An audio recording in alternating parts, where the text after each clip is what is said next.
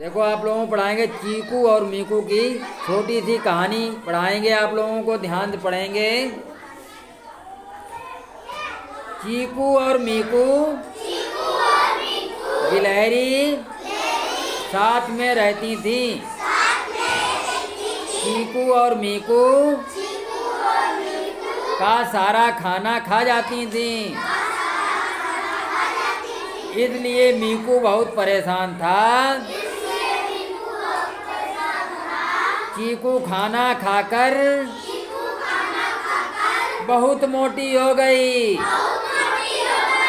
वह इतनी मोटी हो गई कि उससे चला भी नहीं जाता था। एक दिन चीकू को जोर से भूख लगी। वह चूहे के बिल में खाना ढूंढने लगी और फंस गई।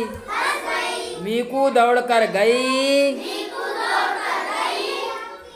और चीकू को खींचकर बाहर निकाला। तब से उनकी दोस्ती हो गई। अब वह मिलकर खाना खाने लगे।